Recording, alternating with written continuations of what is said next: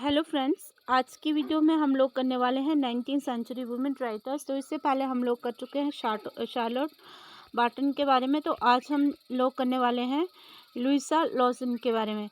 तो फ्रेंड्स, इनका बॉर्न हुआ था 1848 में और इनकी डेथ हुई थी 1920 में। ये एक जर्नलिस्ट थी, पब्लिशर थी, पोइट थी, सफ्रेजिस्ट थी एंड फेमिनिस्ट थी। यहाँ पे अगर आपको बताऊँ सफ्रेजिस्ट कौन होते हैं फ्रेंड्स, जो वुमेन राइट के लिए लड़ते हैं, मतलब उनके वोटिंग राइट के लिए लड़ते हैं या फिर उनकी इक्वेलिटी के लिए लड़ते हैं, तो उनको सफ्रेजिस्ट कहा जाता है।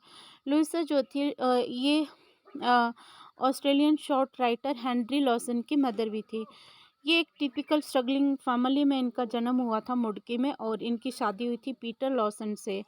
फिर शादी के बाद ये सिडनी चली गई थी अपने बच्चों के साथ और साथ में अपने हस्बैंड के साथ। फिर इन्होंने काफ़ी जो पैसा इकट्ठा किया और फिर उन्होंने एक न्यूज़पेपर के शेयर खरीदे, द रिपब्लिकन 1887 में। ये जो न्यूज़पेपर था ये क्या था, एक एंटी रेसिज्म पे बेस्ड था और एक नेशनलिस्ट न्यूज़पेपर था। तो ये इसके शेयर उन्होंने खरीदे। ये जो द डॉन इन्होंने जो जर्नल लिखा था, तो ये जर्नल जो था वो 32 पेजेस में लिखा था। और ये जो इसके जो सब्सक्राइबर थे ये 1000 थे।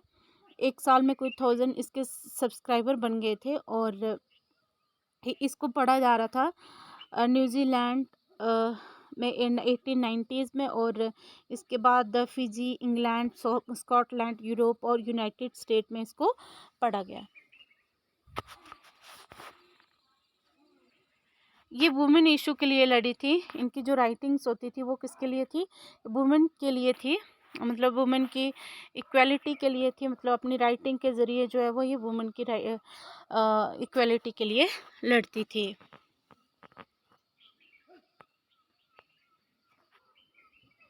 द डॉन इनका जो फेमस वर्क है। इसके बाद इन्होंने एक द डॉन क्लब करके एक एसोसिएशन चलाई, जिसमें उन्होंने जो वुमेन के राइट्स की मांग की। और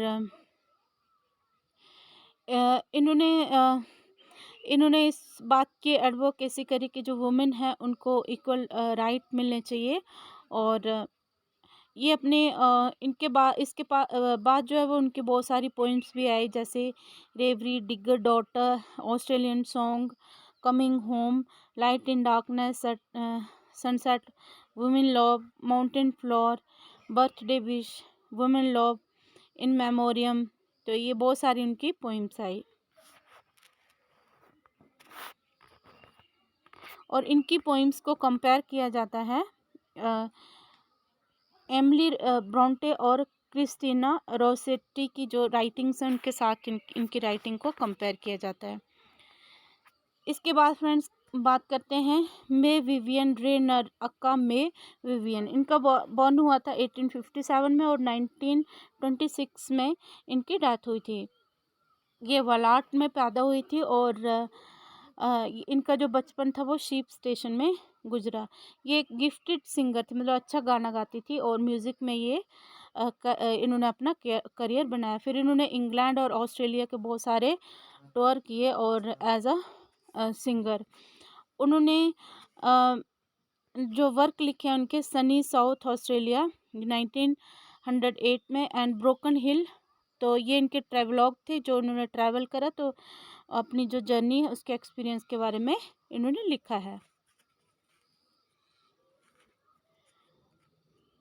ये जो सनी साउथ ऑस्ट्रेलिया जो इनका ट्रेवलॉग है, तो ये जो ये चली थी 400 माइल जो वो चली थी, उसी का ये इनका एक्सपीरियंस है। उसी के एक्सपीरियंस के बेस पे उन्होंने ये वर्क लिखा है।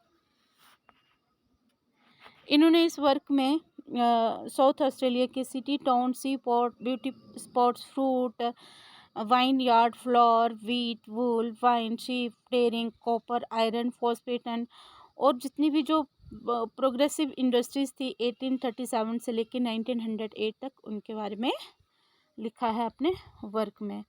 नेक्स्ट देखते हैं फ्रेंड कैथरीन कैटी। इनको बॉर्न हुआ था 1856 में और इनकी डेथ हुई थी 1940 में। और इनका जन्म और इनका पालन पोषण, फिर इनकी जो शादी थी तो ये ऑस्ट्रेलिया में ही हुई।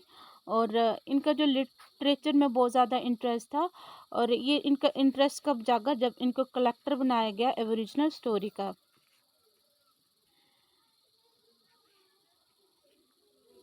इन्होंने जो है वो एबोरिजिनल ड्रीम टाइम टेल्स को कलेक्ट किया, उनमें से जो वोकेबलरी ली, और जो कि वहाँ के जो लोकल लोग थे, यूला रॉय जो पीपल थे, उनकी जो वोकेबलरी ली उनकी राइटिंग में से, और उन्होंने अपनी जो कलेक्शंस में इनको पब्लिश किया, जैसे 1896 से 1930 तक। ये माना जाता है कि उनका जो एबोरिजिनल या फिर पीपल्स के साथ या फिर एबोरिजिनल ट्रेड में कैसे इंटरेस्ट जागा, कि उनका एक बचपन का एक एक्सपीरियंस था, मतलब एक बैड एक्सपीरियंस था। उसमें क्या हुआ था कि वो जब डूब रही थी, डार्लिंग रिवर में डूब रही थी, तो उनको बचाया था एक एबोरिजिनल गर्ल ने। तो यहाँ से उनका जो है वो इंटरेस्ट जो है वो एबोरिजिनल लोगों में और एबोरिजिनल राइटिंग में जागा था। इनके ये वर्क हैं ऑस्ट्रेलियन लेजेंडरी टेल्स, और ये इम्पोर्टेंट वर्क है इनका। फिर इसके बाद इनका ये इयोलाई ट्राइब जो है, ये इम्पोर्टेंट वर्क है इनका। उसके बाद फिर इन्होंने और भी बहुत सारे वर्क लिखे हैं, जैसे बुलेटिन, लॉन हैंड, पास्टोरलिस्ट, और भी इनके जो है वो बहुत सारे वर्क्स हैं जो यहाँ पे मेंशन करे गए हैं। तो ये थी ब्रीफ इंट्रोडक्शन जो ऑस्ट्रेलियन वुमेन है, जिनका जो है वो लिटरेचर में उनका रोल है, उसके बारे में।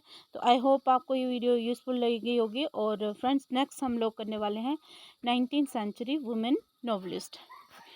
तो आपको मेरी वीडियो अच्छी लगी होगी, आई होप। तो फ्रेंड्स, लाइक करना, शेयर करना और बने रहना मेरे चैनल के साथ। Thank you very much.